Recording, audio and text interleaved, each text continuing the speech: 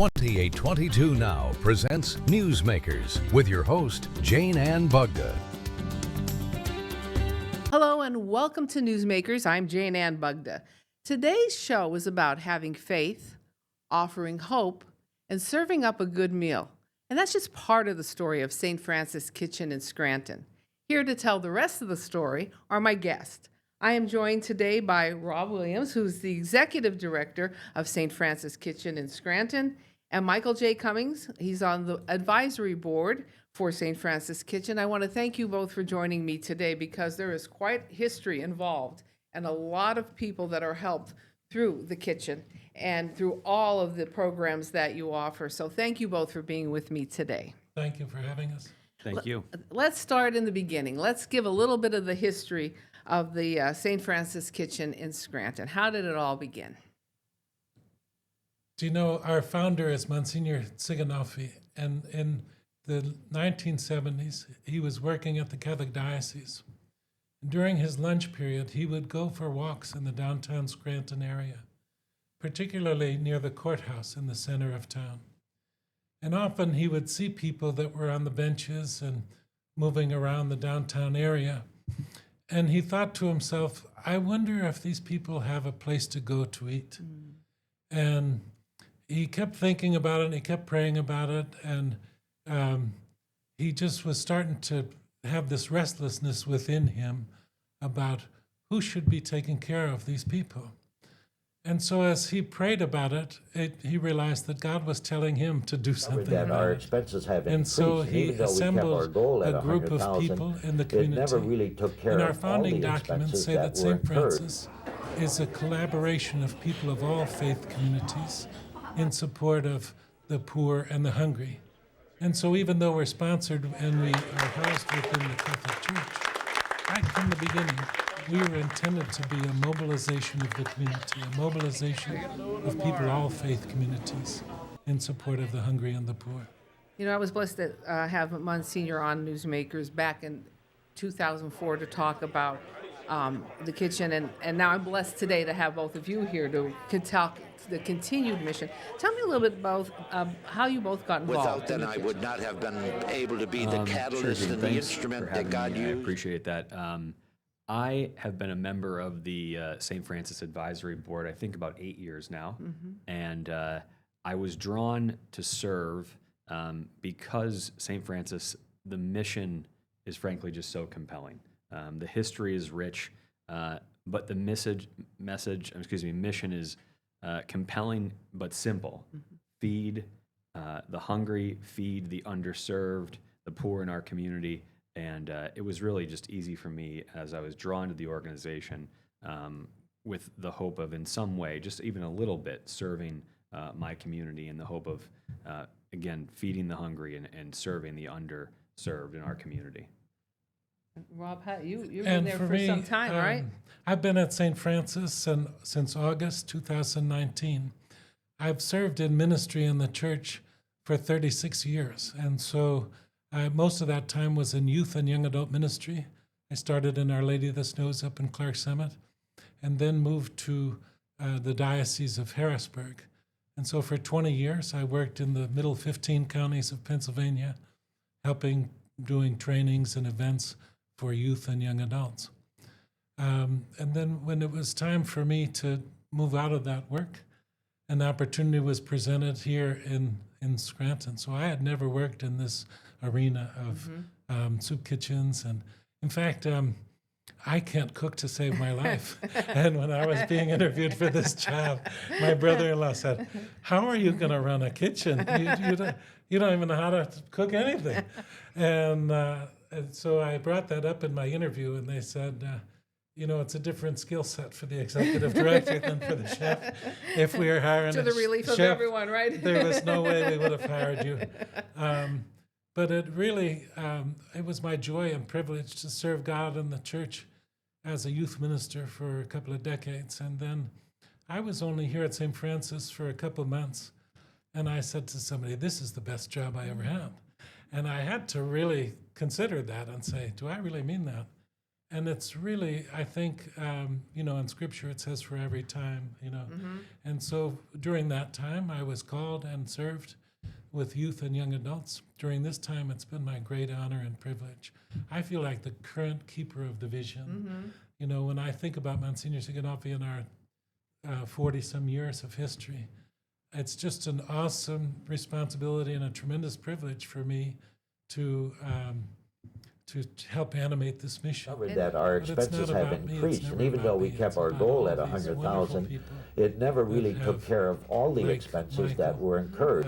Answered that call or being drawn to animate this mission together. And how many people does the kitchen serve, say, on a daily basis? On a daily basis, I would say in the food, which is at the kitchen and some external sites, about 200 to 250 meals per day. So that might not be 250 people. People are allowed to have a second serving.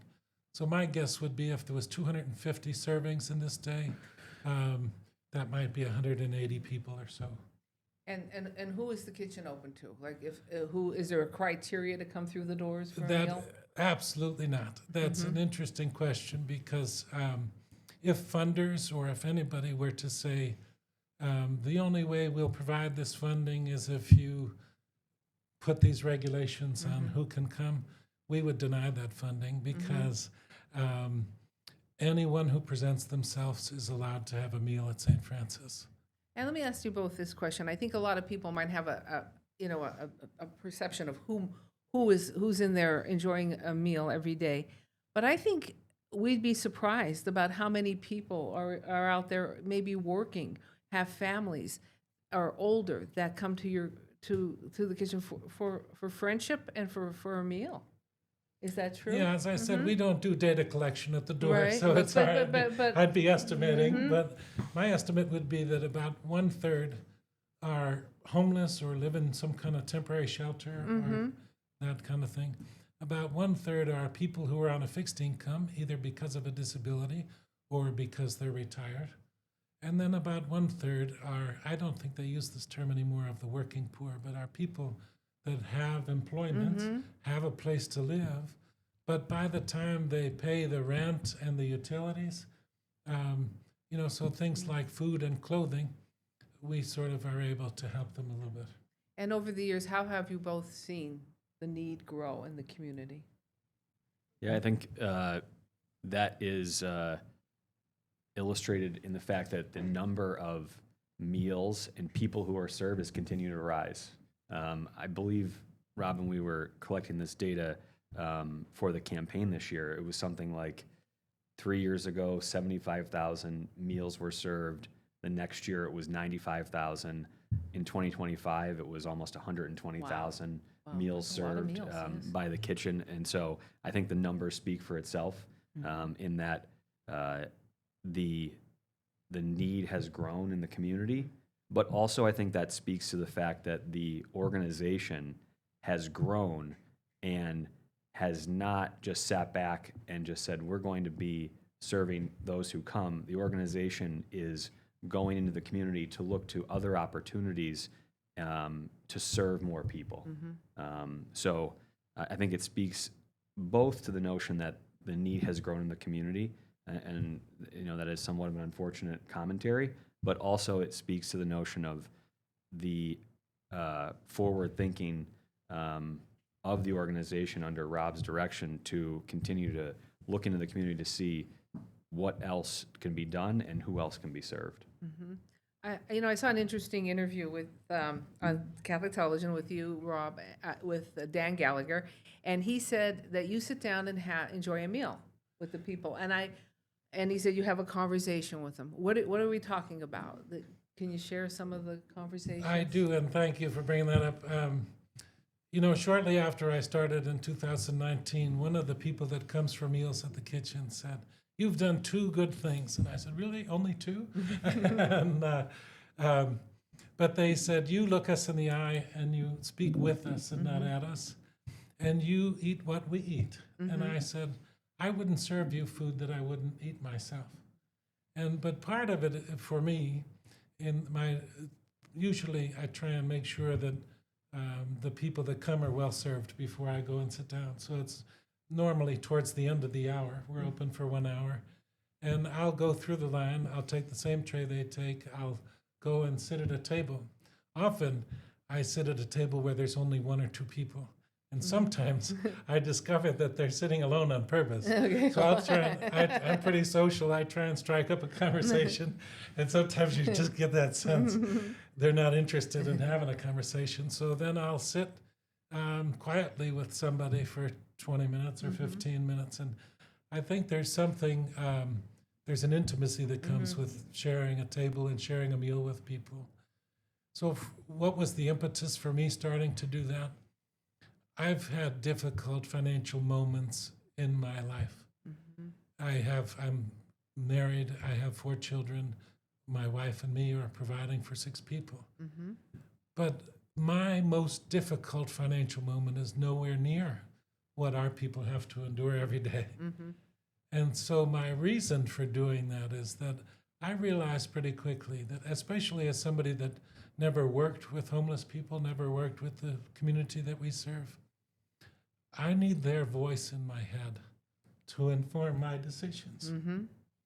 So that when we're making decisions about the way we treat people, about what we're going to do, I need to understand more deeply what they have to endure, what they have to live through on a daily basis.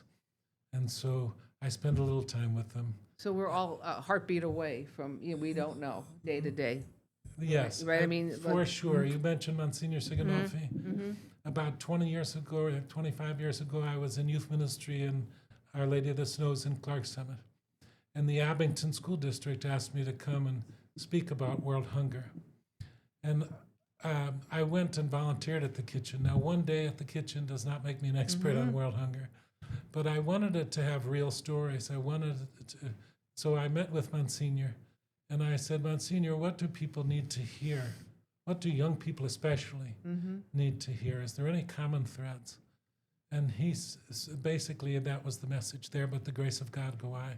He told stories of people that were living the American dream with 2 cars, a nice house, a wife and some children, and maybe working too much. And somebody came, and they came home, and the wife and children are packing up and ready to leave. And he said, honey, I'm doing all this work for you and the kids. And the wife said, we don't want the money, we want you. And so basically the story was that the one common thread is that a lot of the people have a broken spirit. So from a faith perspective, we would say that they lack hope, Right. And so our faith is a faith of hope, and it's a faith of, joy. Right. And so oddly, a lot of people that we speak with at the kitchen are happy, and they seem well adjusted, and a lot of them don't seem to be downtrodden like you would expect. So we have some really nice conversations. But you also not only provide for meals, you also help with clothing. And that's another part of the St. Francis Kitchen programs and ministry, helping with clothing. You have a pantry, you have a trailer. Tell us a little bit about those. Am I going again? Where do you want to go? Take that one. Okay. So you were talking about the expansion and the growth in numbers. 5 or 6 years ago, there might have been 350 visits to our clothing store. So we have a 2,000 square foot storefront on Penn Avenue, wherein we set it up as closely as possible like a department store. And so when we talk about that, everything that we do at St. Francis is based on the principle that every single person has dignity. We don't give that person dignity. They have dignity. So we recognize that indwelling dignity. But some of the ways that we animate that principle is by keeping our buildings and our property in good order, by keeping things clean, and by the way that people are treated when they enter into our facilities and into our offerings. And so the clothing operation is set up as closely as possible like a department store experience, where people can come and pick the winter coat or the gloves that they need, or undergarments or jeans. That's another good example. Most items we give away new or gently used. But in recent years, we've been able to solicit some grant money to purchase new undergarments. And so that's what we get, a lot of donated clothing. And I want to remind everyone that we do have information on our website if you are interested in donating to St. Francis, whether it's clothing, whether it's helping out at the kitchen. We have that information on 2822news.com. We're under the Newsmakers link, and our conversation is going to continue right after this. You're watching Newsmakers. I'm Jayne Bugda, and we'll be back right after this. 2822 Now presents Newsmakers with your host, Jayne Bugda.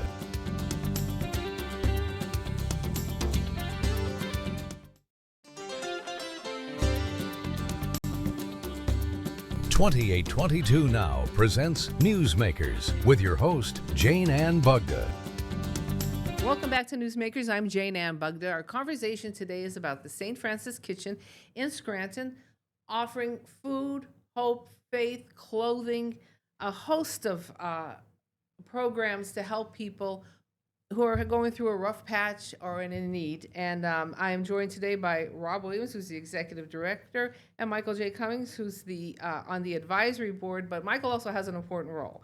He is now the campaign chairman for the Host for a Day. And this is a program that has a campaign period time, but kind of goes year round because that's what makes the kitchen function. Sure. Tell us a little bit about what is Host for the Day and how can people watching get involved? Sure. So I think maybe it's important to actually start. So as Rob mentioned, when the organization was started and Monsignor Sukanofi created the advisory board, he intended to have about 50 members of the community to serve in this advisory role to support the kitchen and its mission.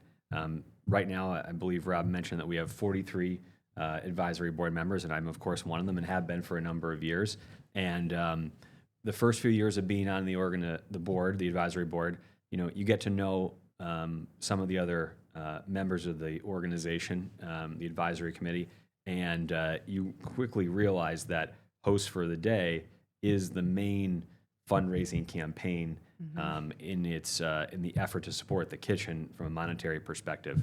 And a few years ago, I got a call say, would you be interested in being the chair of the Host for the Day committee? And of course I was honored, but I had to decline for the first request. I'm involved in the St. Patrick's Parade Association in Scranton, and I said, I just don't think that I'd be able to devote enough time to Host for a Day, along with being the president of the Parade Association. As we know, that the parade is a big It's a big undertaking. in yes. Scranton and in northeastern Pennsylvania.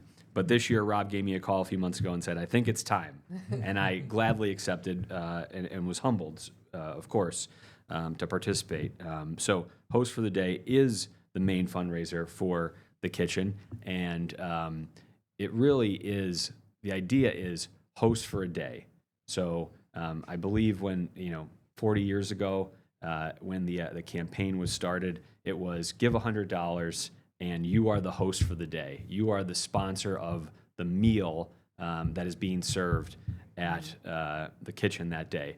In 2026, $100 doesn't cover what it costs to serve the community who comes to St. Francis and who St. Francis serves every single day. In reality, it's more like probably $1,500 a day that it costs to serve the community in all the elements that St. Francis does serve the community. And so Host for a Day is a campaign where the organization does raise several $100,000 because the need is there. And it's an opportunity for the community, and many people do. Thousands of members of our community in northeastern Pennsylvania, and I would say also a diaspora of people from northeastern Pennsylvania who live maybe somewhere else but still have the mission of St. Francis in their heart, give to the kitchen to support the community and to continue that service to the community.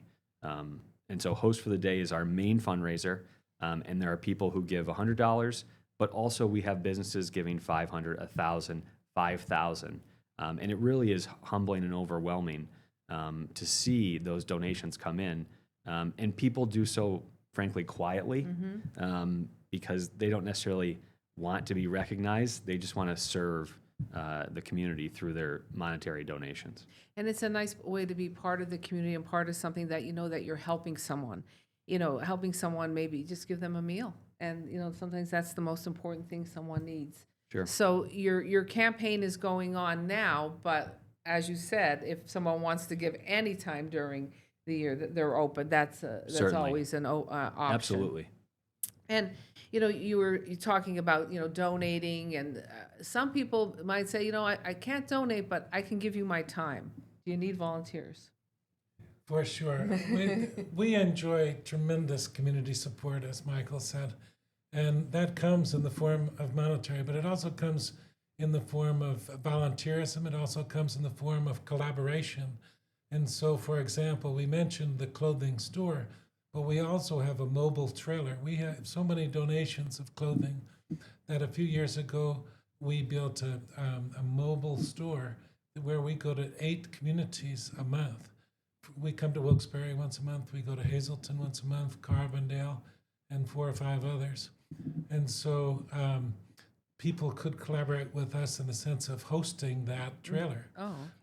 If you're a church or a community organization that knows of a need with regard to clothing or food, get in touch. As Michael mentioned earlier, we're actively pursuing opportunities to help more people, and so we could collaborate. In terms of individuals or groups volunteering, there's opportunities in the kitchen, there's opportunities with the clothing operations. As I said, we get a huge amount of clothing and food donations, so just moving the inventory and sorting the inventory, there's plenty. And if you go on our website, you'll find the different opportunities. You do have a very active website and a very active Facebook page that we have up there, and we also have the phone numbers, and we've been showing the information about Host for a Day, and I think that's very interesting that you're, saying that your trailer now goes out to the wide part of northeastern Pennsylvania.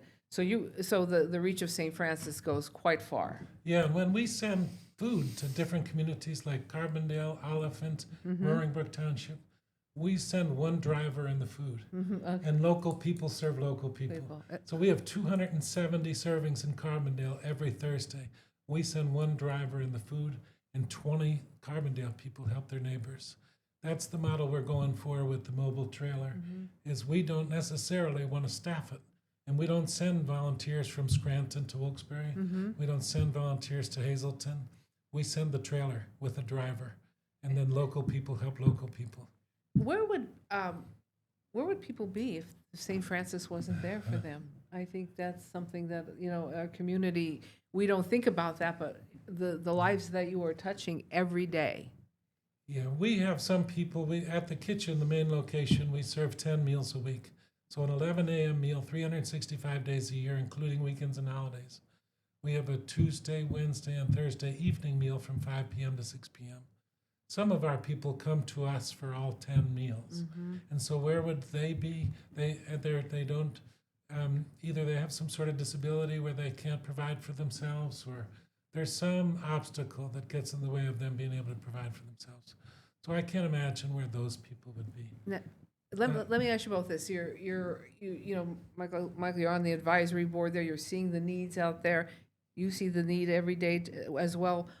Is there a program or a service that you would like to start with St. Francis that you think might be in the future? Is there something that you have on the horizon that you think you would need? I bet there's like a million ideas, but is there something that you say, if somebody's watching the community, if you can help us with this, what would it be?